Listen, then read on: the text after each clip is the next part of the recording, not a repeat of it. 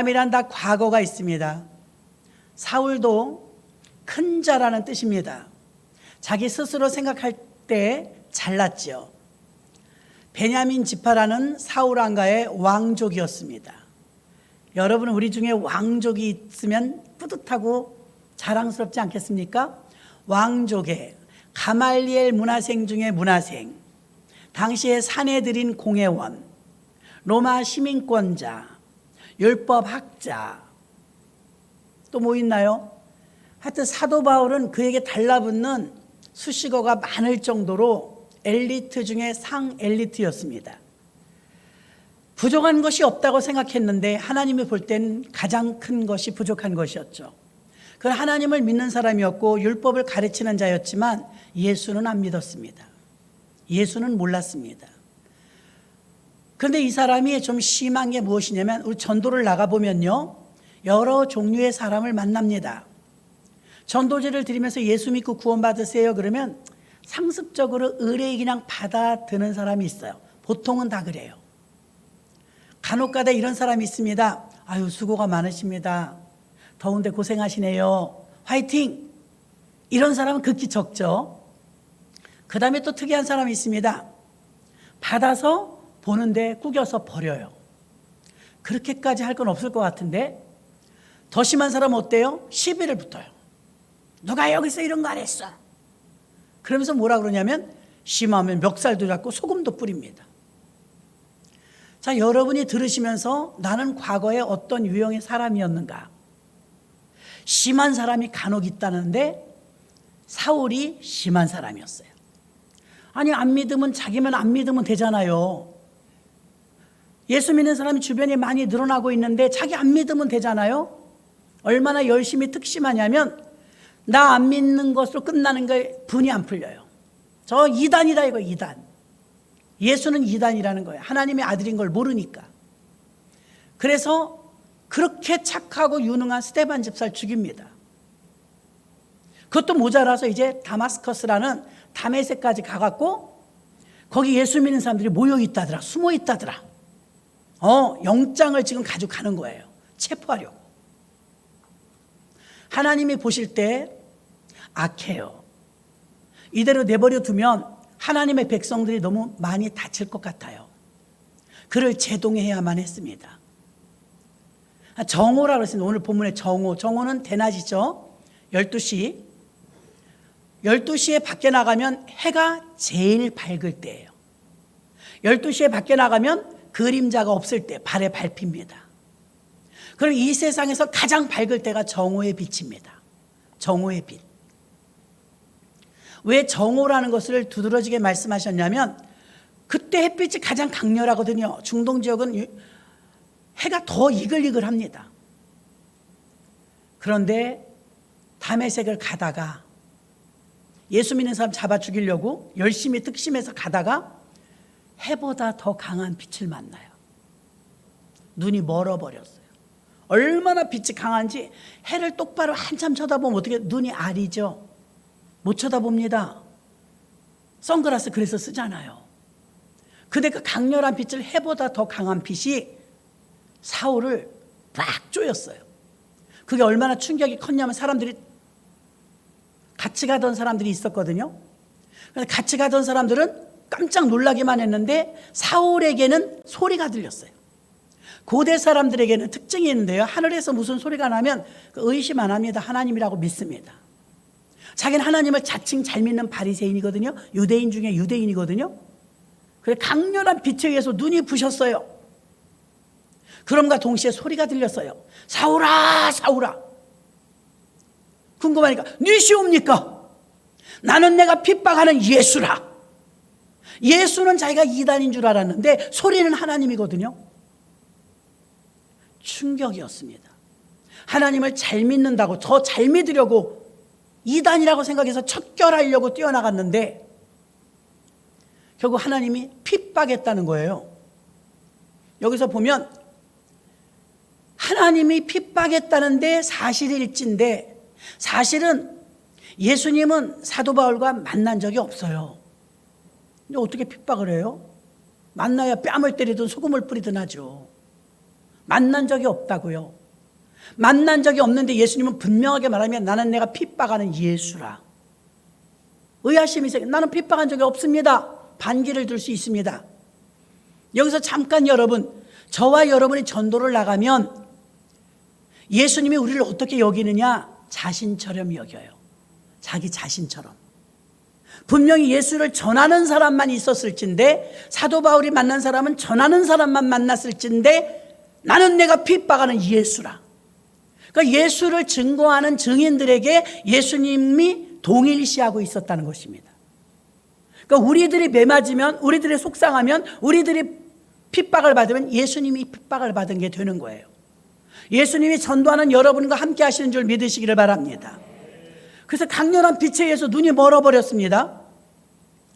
그리고 천둥 소리처럼 큰 소리를 들었습니다. 나는 내가 핍박하는 예수라.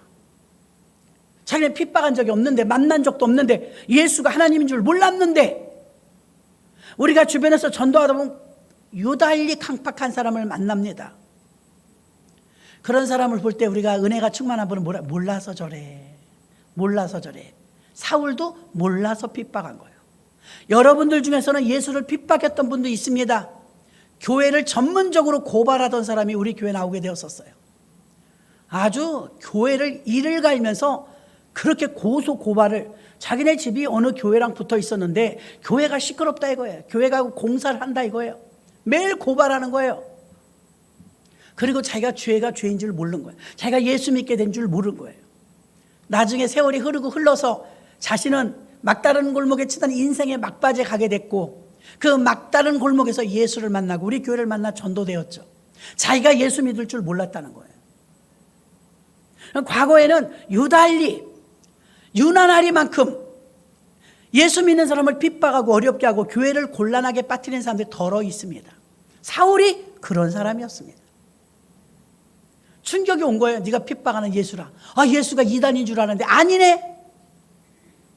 그런데 그때부터 많이 배웠으면 뭐합니까? 왕족이면 뭐합니까? 돈 많으면 뭐합니까? 유능한 사람이면 뭐합니까? 한 치 앞도 못 걸어가요. 손을 잡아주는 인도자에 의해서 안 보이니까 더듬 하면서 3일을 그렇게 있었다고 성경은 말하지만, 사실 저와 여러분이 갑자기 실명을 당했다면 이게 3일로 끝날 걸 모른단 말입니다. 얼마나 무서웠을까요? 얼마나 두려웠을까요? 눈이 가려지는 순간 보이지 않던 세계, 들리지 않던 세계가 들리기 시작합니다. 그럼 하나님께서는 예수 믿을 사람을 다 이런 식으로 하실까요? 우리에게 주어진 24시간은요 크로노스라고 합니다. 헬라어로 크로노스. 크로노스는요 우리에게 똑같이 주어진 균등된 24시간, 그게 크로노스입니다. 그러나 크로노스 가운데서 갑자기 누군가를 통해서 예수를 믿게 되고, 이 사울처럼 갑자기 꼬꾸라져 갖고 하나님의 음성을 듣게 되고, 하나님이 개입하시는 시점이 있어요. 내 인생 속에 들어오시는 시점, 그때가 카이로스의 시간입니다. 카이로스의 시간은 24시간이라는 정규적인 시간이 아니라 24시간 안에 하나님이 내 삶에 뛰어들어 개입하시는 오묘한 섭리의 시간, 그게 바로 카이로스입니다. 나는 여러분들이 모두 카이로스의 시간을 만나기를 주의 이름으로 축원합니다. 사울에게 카이로스의 시간, 하나님을 만나는 기회가 생긴 것입니다. 그런데 눈이 멀어버렸어요. 얼마나 무섭고 얼마나 충격이고 얼마나 두려웠겠습니까? 누군가의 보호자의 손에 의해서 끌려가서 방구석에 처박혀 있는데 밥이 넘어갑니까? 왜요? 평생 이런 걸 처음 경험하거든요.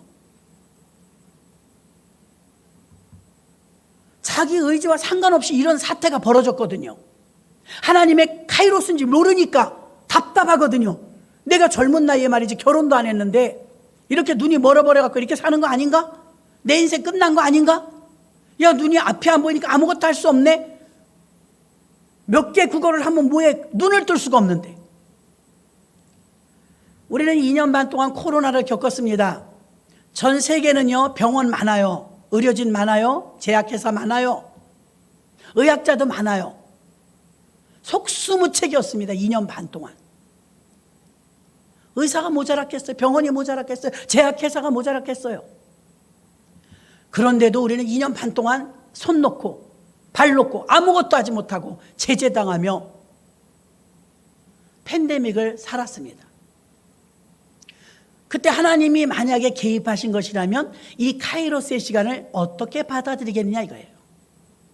내 인생과 우리 모두의 삶 속에 이 전염병이라는 것 때문에, 팬데믹 때문에 우린 너무 불편했어요. 너무 제재당했어요. 예배의 자유를 잃어버렸어요. 사람 만나는 거 못 만나요.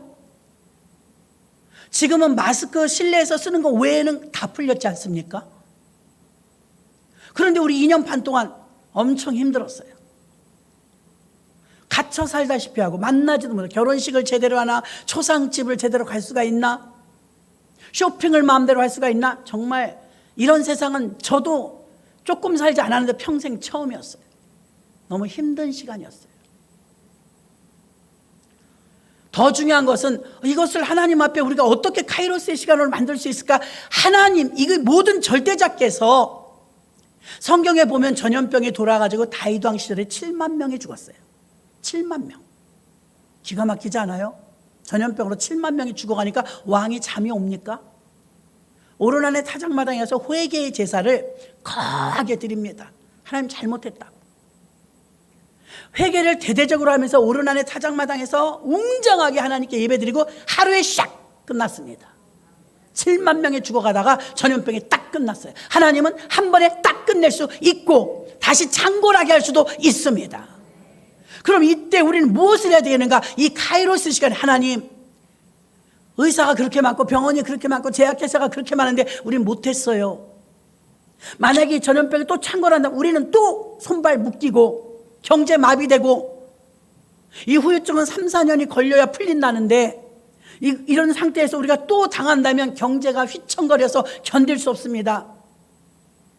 하나님, 우리가 잘못했사오니 전능자를 놓치고 덧능자를 무시하고 우리가 하나님을 경배하지 않고 인간의 뜻대로 산다고 용서해 주시옵소서 한다면 하루에 샥 끝날 수 있습니다.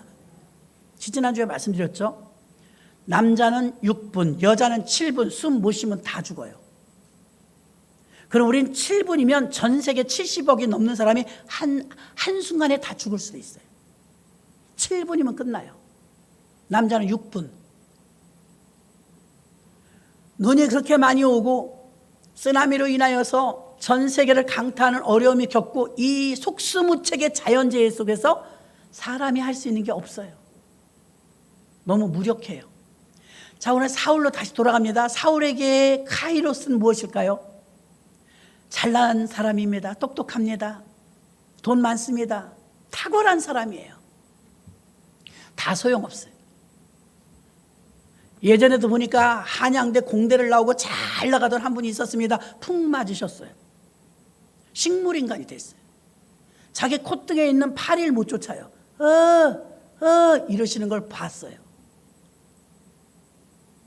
많이 배운 거 소용없어요. 파리 하나를 못 쫓아요.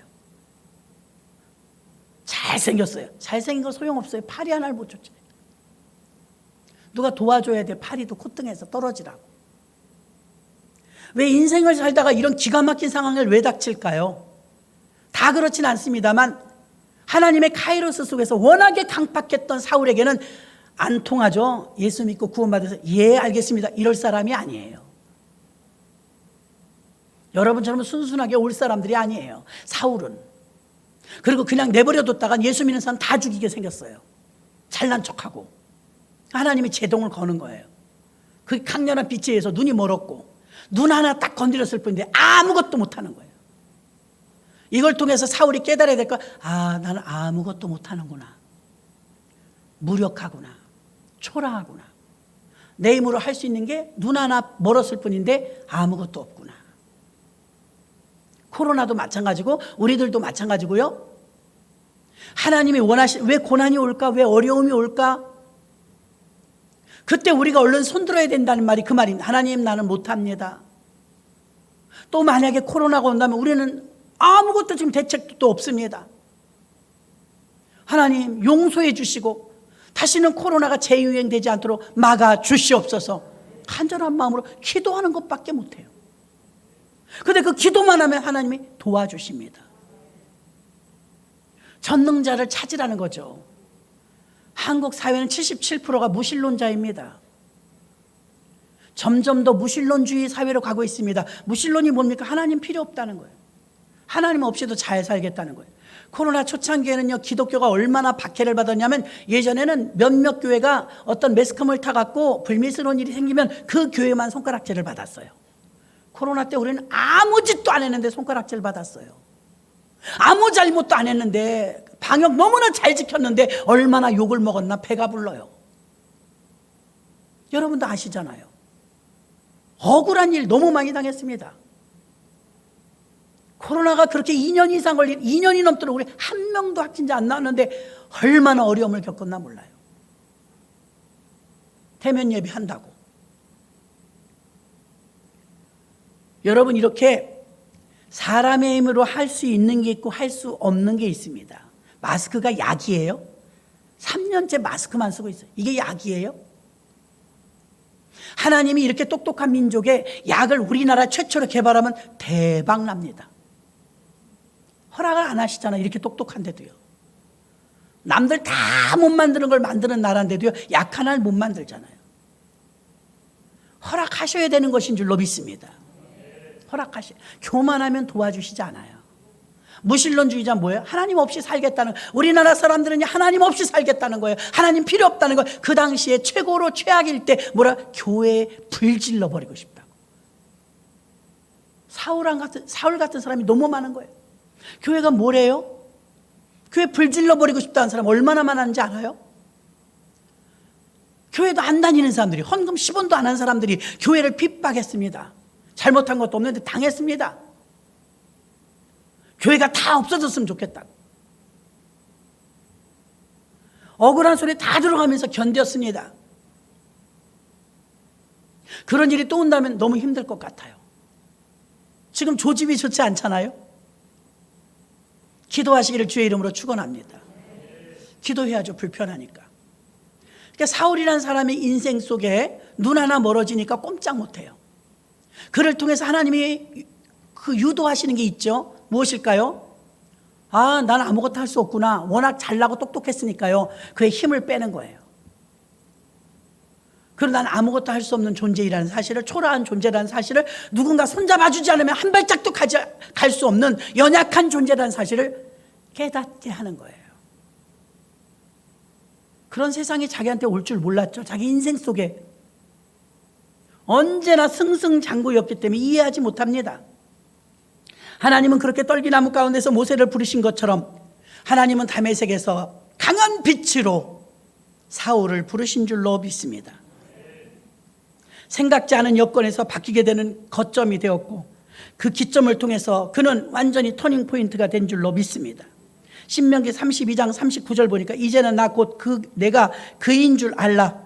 나와 함께하는 신이 없도다. 내가 죽이기도 하며 살리기도 하며 상하게도 하며 낫게도 하나니 내 손에서 능히 건질 자 없도다. 하나님이 카이로스의 시간을 통해서 자신을 드러내는 거예요. 나는 죽일 수도 있고 살릴 수도 있다. 나는 너를 높일 수도 있고 낮출 수도 있다. 신명기 32장 39절에 말씀하고 있는 것입니다. 사무엘상 2장 6절도 여호와는 죽이기도 하시고 살리기도 하시고 음부에 내리기도 하시고 올리기도 하시는도다. 다 하나님 손에 달렸다는 고백을 여러분도 하셔야 될 줄로 믿습니다. 누가 생명의 주인입니까? 전염병이나 질병을 고치시며 땅을 회복시켜 주시는 분이 누구입니까? 기독교인이든 비기독교인이든 코로나를 지나면서 인간의 한계를 철저하게 우리는 느꼈습니다. 전염병에 창궐할 때 사람들이 움직일 수 없었던 것처럼 사울은 다메섹에서 지금 꼼짝을 할 수 없었습니다. 그런 세상에, 그런 환경에, 그런 조건이 자기에게 올 줄 몰랐죠. 얼마든지 우리가 잘못된 걸음을 가면 우리의 걸음을 막으실 수 있습니다. 사울은 눈은 떴으나 아무것도 안 보였어요. 식음을 전폐했습니다. 누군가의 도움을 받아서 어느 방구석에 처박혀 있는데 기가 막힙니다. 밥이 넘어갑니까? 3일을 굶었다고 성경은 말합니다. 이때 많은 생각을 했을 것입니다. 여러분, 내가 갑자기 실명을 당했으면 텔레비 못 보면 라디오 듣지 뭐, 그럴 사람 있습니까? 심각하죠. 자신을 뒤돌아보는 시간, 터닝 포인트. 누가복음 6장 42절로 43절. 너는 내 눈 속에 있는 들보를 보지 못하면서 어찌하여 형제에게 말하기를 형제여 나로 내 눈 속에 있는 티를 빼게 하라 할 수 있느냐. 외식하는 자여 먼저 내 눈 속에 들보를 빼어라. 그 후에야 내가 밝게 보고 형제의 눈 속에 있는 티를 빼리라. 못된 열매 맺는 좋은 나무가 없고 또 좋은 열매 맺는 못된 나무가 없느니라. 아멘. 무슨 말씀입니까? 문제는 나에게 있다는 거예요. 너는 들보를 가지고 있으면서 남의 눈에 티를 빼느냐? 잘난 척했던 사울이었습니다. 우리는 자기 자신이 외식하는 자가 아닌지 살펴봐야 할 것입니다. 하나님은 어떤 방법을 바꾸시는 것이 아니라 그 사람을 바꾸는 줄로 믿습니다. 어떤 환경을 바꾸는 것이 아니라 그 사람을 바꾸는 것입니다.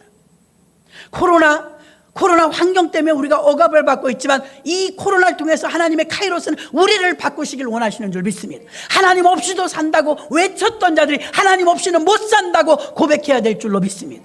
하나님이 절대적으로 도와주셔야 살 수 있다고 말해야 될 줄로 믿습니다. 저는 하루도 못 살아요, 하나님이 도와주지 않으면.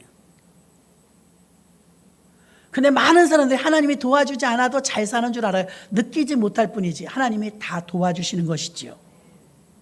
점점 현대인들은 의식이 직설적이고 감정적으로 바뀌고 있습니다.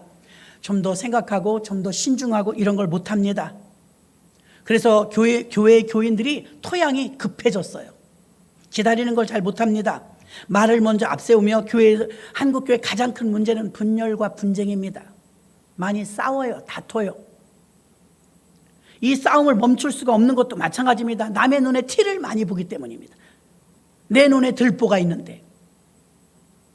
교회가 사악해지고 잔인해지는 원인은 하나님을 먼저 생각하고 신본주의가 되어져서 깊이 생각하지 않기 때문입니다. 하나님 앞에서 신중하고 절제하는 사람이 자기의 의와 욕망에 사로잡히지 않습니다. 지금 우리들의 상황도 다메섹으로 가는 사울과 흡사합니다. 자기 의가 최고입니다. 자기 생각이 최고입니다. 그게 옳다고 생각합니다. 하나님이 원하시는 길을 가는 것이 아니라 자기의 의를 따라서 자기 길을 가는 사람들이 너무나 많습니다. 혹시 여러분 중에 지금 답답하신 분이 있습니까? 앞이 보이지 않는 분이 있습니까? 지금이 바로 하나님의 카이로스의 시간입니다. 나를 무기력하게 만드는 것은 하나님이 지금 당신을 향해서 일하고 계시는 것입니다. 사울처럼 내 힘을 못 쓰게 하시고 아무것도 생각이 안 나요. 먹통된 것 같아요. 뭘 해야 될지 몰라요. 지혜가 없어요. 예전에는 막 내가 이런 성격이 아니었는데 어디서 뭘 해야 될지 가슴은 답답하고 열리지는 않고 기도해도 시원치 않고 그때가 나의 무력함을 깨닫는 시간입니다. 아, 나는 아무것도 할 수 없구나. 하나님이 도와주셔야 할 수 있구나. 그걸 깨닫게 하시기 위한 트레이닝인 것입니다. 계시록 7장 17절 이는 보좌 가운데 계신 어린 양이 저희의 목자가 되사 생명수 샘으로 인도하시고 하나님께서 저희 눈에서 모든 눈물을 씻어 주실 것이미로라. 아멘. 어느 날 저도 신학교 1학년 때 하나님이 답답하게 만드시더라고요. 아무 일이 없는데 여기가 터질 것 같아요. 이래도 시원찮고 저래도 시원찮고 미친 듯이 막 주의 일을 하는데도 해도 예전같이 기쁨이 없어요. 너무 힘들더라고요. 그런 시간을 내 인생에 올 줄 몰랐죠. 웃음이 없어지는 거예요. 교회를 다녀도. 그때가 하나님께서 나를 담금질을 하는 시기였어요. 그래서 매일 목마른 사람처럼 기도해서 하나님 비를 주셔야 제가 살지, 물을 주셔야 살지, 갈급해서 죽겠습니다. 쩍쩍 갈라진 논바닥처럼 마음이 사악해서 신경질만 나고 혈기만 나고 미치겠습니다. 이건 사는 게 아닙니다. 맛을 봤으니까 더 하는 거예요. 이건 아니죠. 하나님 아무 응답 없습니다. 그 끝낸 급기야는 이제 제가 손을 들죠. 하나님 사명 감당하는 게 너무 많아요. 이것도 해야 되고 저것도 성가대도 해야 되고 저것도 해야 되고 사무실도 봐야 되고 식당에도 가야 되고 여전도 회장도 해야 되고 성가대도 해야 되고 나 그럼 일이라도 좀 줄여주세요. 내가 이거 감당할 힘이 없습니다. 이러다 십자가에 깔려 죽겠습니다. 별소리 다 해갖고 공갈 협박 다 했습니다. 하나님께. 아무 응답 없어요. 이렇게 답답할 때가 있습니까? 응답은 나는 여호와니라 이러시지는 않습니다만 마음에 감동이 와요. 이렇게 하면 좋겠다, 저렇게 하면 좋겠다. 성령의 감동이 오는 게 응답인데 아무 감동이 없어요. 아니 뒤통수를 한 대 똥 맞은 것처럼 먹먹해요. 양쪽 귀에다 물을 집어넣은 것처럼 안 들려요. 느낌이 이상해요. 따로 노는 것 같아요. 너무 답답했어요. 그래서 내가 사명이라도 좀 내려놓겠다 했더니 성령께서 그건 또 필요한 건 또 말씀하셔. 네가 사명을 감당하는 게 아니라 사명이 너를 살리는 거다. 그래서 또 아무 소리도 못하고 그 8가지 사명을 다 감당하면서 울면서 갔어요. 그래서 기도밖에 할 수 없었고 너무 답답하고 재미없으니까요. 교회 오면 또 기도는 돼요. 조금 열어놓으셔요. 기도대에서 막 기도를 하면 눈물 콧물 이런 데가 다 헐어요. 막 하도 울어서. 아니 저 집에 무슨 일이 있냐. 아무 일 없어요. 교인들이 그러는 거 쑥덕쑥덕 저 집에 무슨 일이 있는 것 같다고. 아무 일 없다고요. 애들 잘 크고 온 식구 교회 다 잘 나오고 아무 일 없는데 나만 일 있는 거야. 나만. 여러분 오늘 사울도 마찬가지입니다. 외부적인 영향으로는 아무것도 바뀐 게 없어요. 그 학벌이 바뀐 것도 없고요. 이 사람 하나가 바뀐 거예요. 사울 하나에게 하나님이 지금 집중적인 공략을 하시는 거예요. 어느 날 여러분에게도 그런 날이 온다는 것입니다.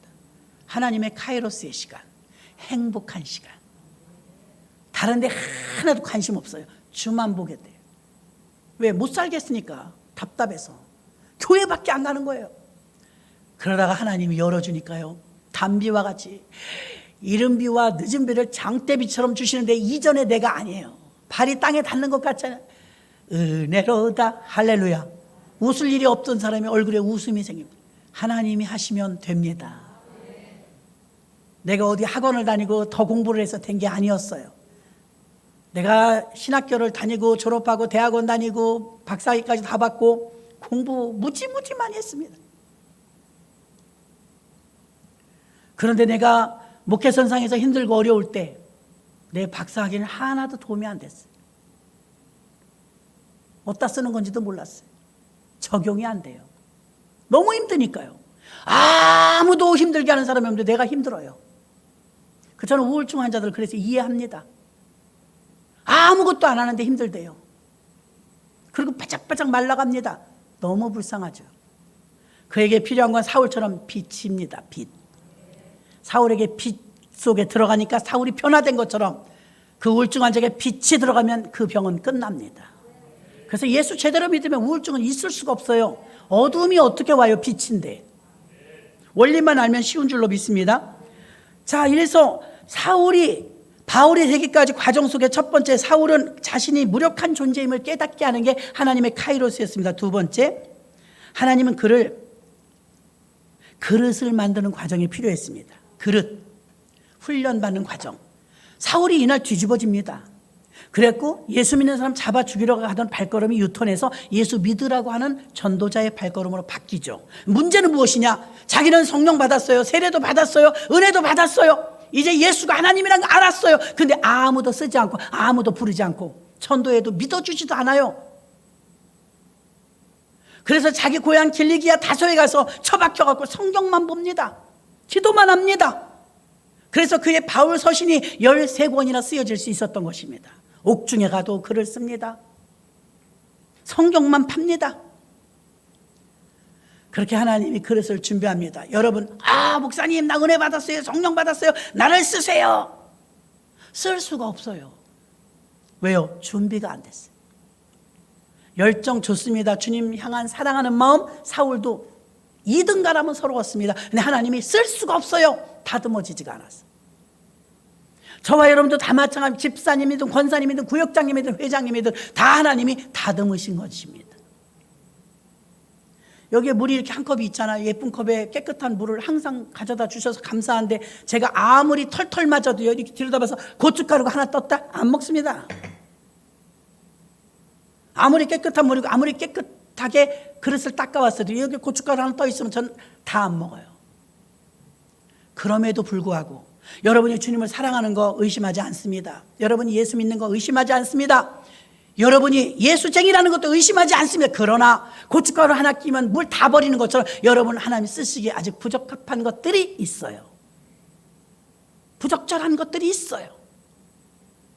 그래서 그것을 고춧가루를 건져내든 쏟아내고 새로 퍼오든 하나님의 작업이 필요한 거예요. 토기장이 손에 맡겨야 될 줄로 믿습니다. 하나님은 토기장이요, 우리는 흙입니다. 흙.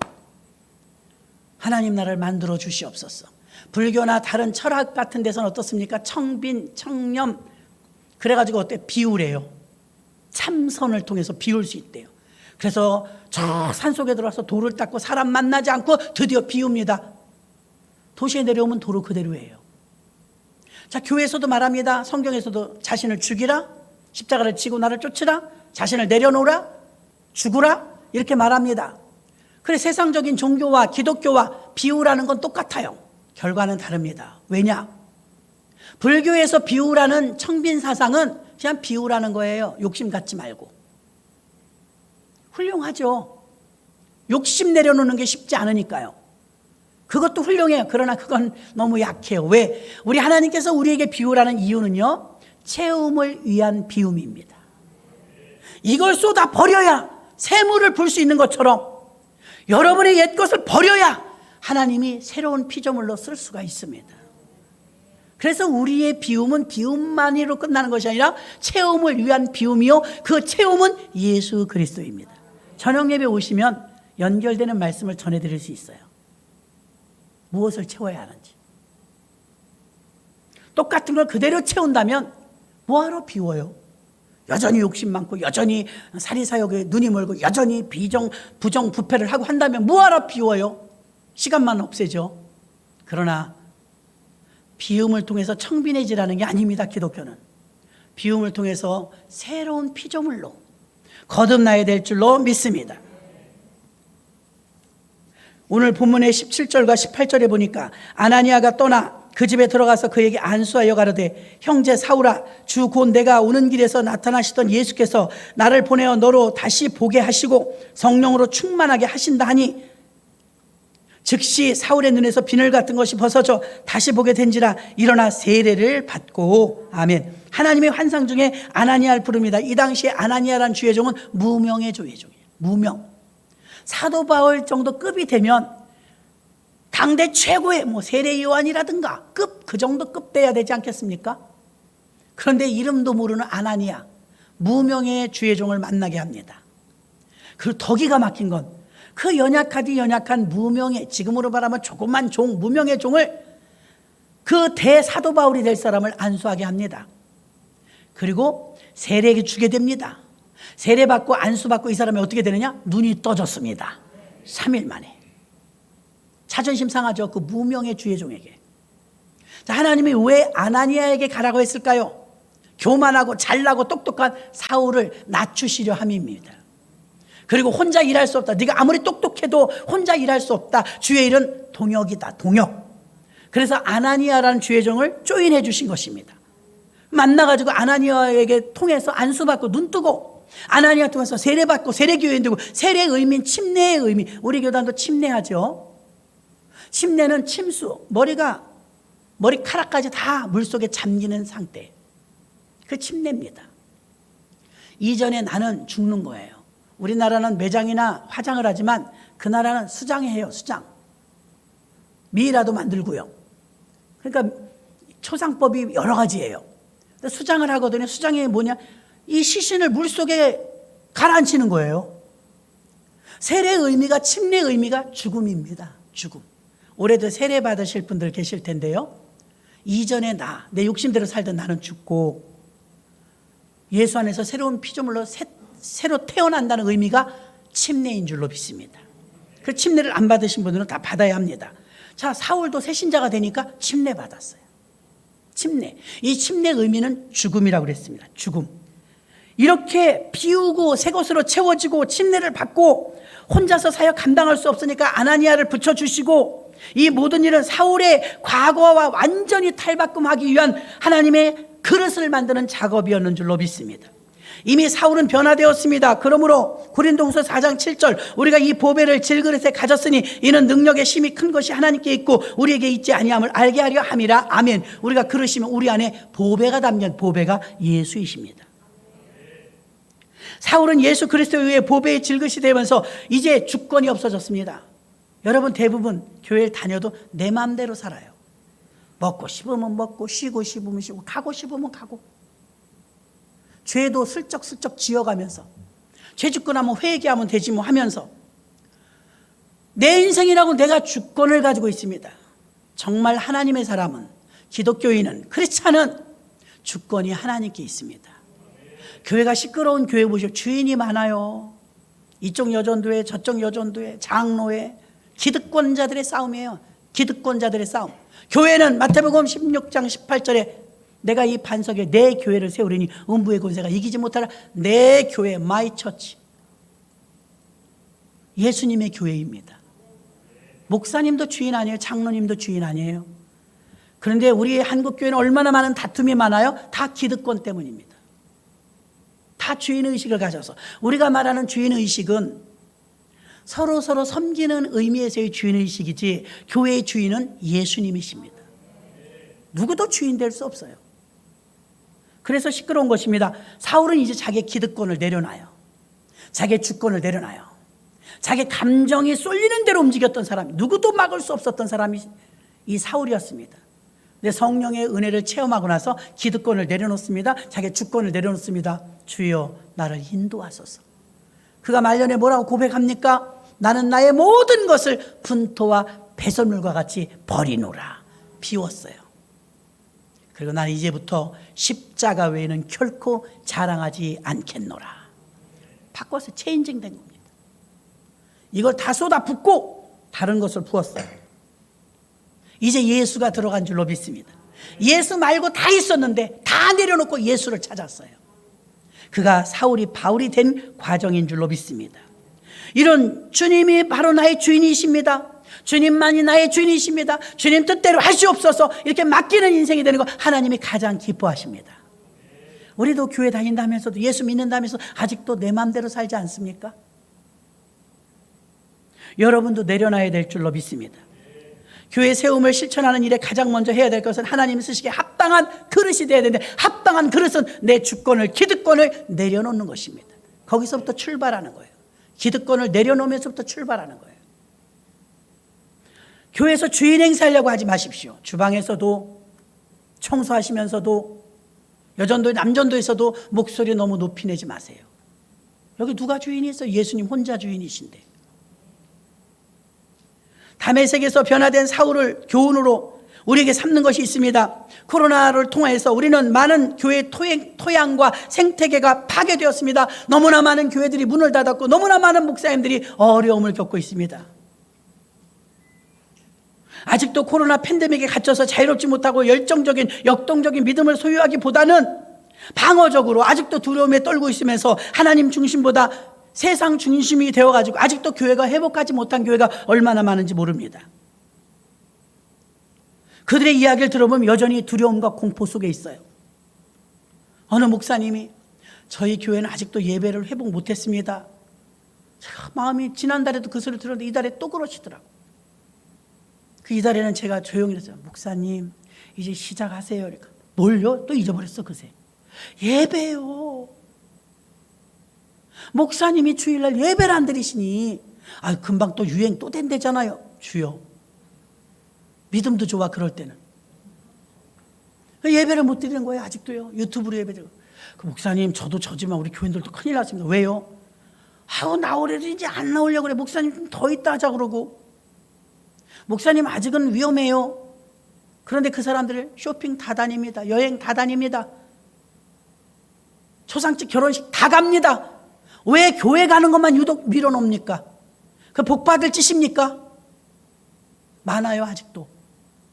그리고 동네 교회들도요 예배 회복 60%를 위하여 막 기도해요. 70%를 위하여.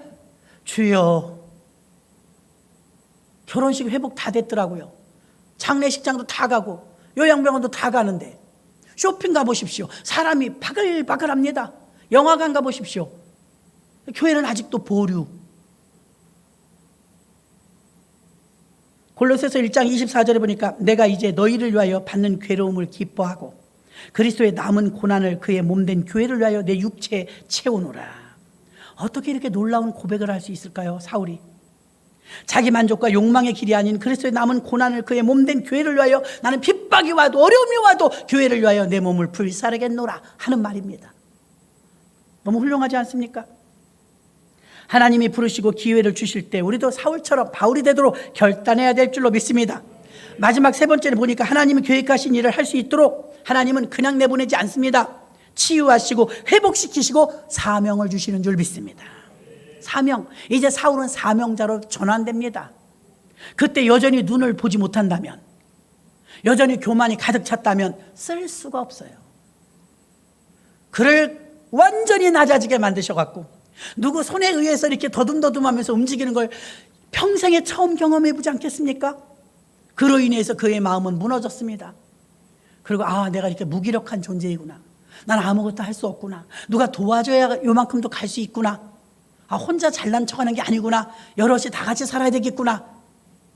내가 침례를 받고 이 중요한 이 사역을 감당할 때 저 아나니아라는 무명의 종을 통해서 협력하도록 하시는구나.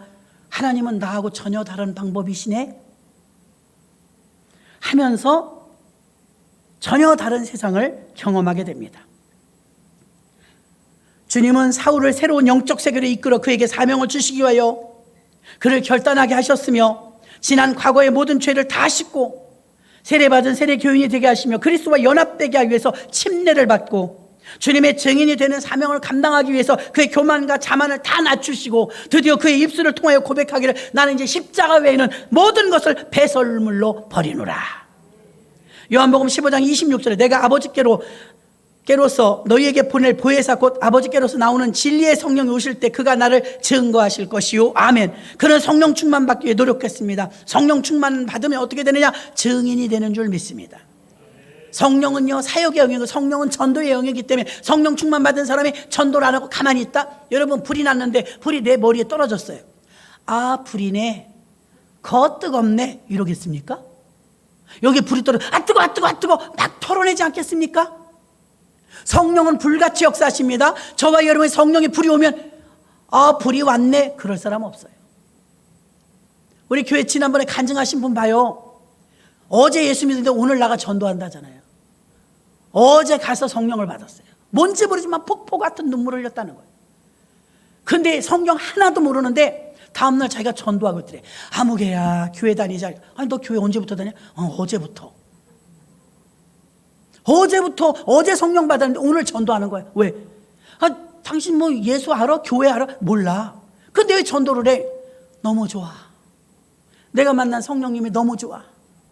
나 모든 죄를 회개하고 거듭났어. 내가 만난 예수를 난 너에게도 소개하고 싶어. 교회 가자. 한 번만 타고 와봐. 교회 가자. 아니 어제 성령 받아서 오늘 전도하더라지 않습니까? 사울이 성령을 받았습니다. 여러분, 12,650km 얼만큼인지 감이나 됩니까? 부산이 400km래요. 12,650km를 1차, 2차, 3차 선교 여행을 통해서 항해와 도보로 순전히 항해와 도보 34년 동안 사도 바울이 걸어간 걸음을 재니까 12,650km예요. 이 몸으로 차가 없을 때니까요. 12,650km 걸어다니면서 예수 믿어. 내가 예수 믿으니까 너무 좋아. 좋긴 뭘 좋아. 고생을 얼마나 하는데. 사울은 예수 안 믿을 때 호강했습니다. 여러분, 잘 먹고 잘 살려고 교회 나온다면 잘못된 거예요. 왜 그러냐? 잘 먹고 잘 사는 건요, 줄만 잘 서도요 동사무소 혜택받아 잘 먹고 잘 살 수 있어요. 속이면서 막. 근데 안 그래요. 잘 먹고 잘 사는 게 목적이 아니에요. 잘 믿고 잘 사는 게 웰빙입니다. 웰빙. 예수 잘 믿어야 잘 사는 거예요. 요한일서 2장 15절로 16절, 이 세상이나 세상에 있는 것들을 사랑치 말라. 누구든지 세상을 사랑하면 아버지의 사랑이 그 속에 있지 아니하니 이는 세상에 있는 모든 것이 육신의 정욕과 안목의 정욕과 이생의 자랑이니 다 아버지께로 쫓아온 것이 아니요 세상으로 쫓아온 것이라. 아버지가 세상 사람 싫어해요. 하나님 아버지가 세상을 사랑하는 걸 싫어해요. 그리고 우리도 하나님의 자녀니까 세상을 사랑하지 말래요. 세상 사랑하는 것이 무엇이냐? 이생의 자랑, 육신의 정욕, 안목의 정욕이래요.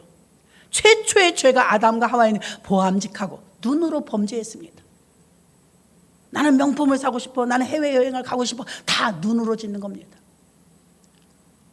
왜 이 사울을 하나님 눈부터 딱 치셨을까요? 보는 게 달라져야 됩니다.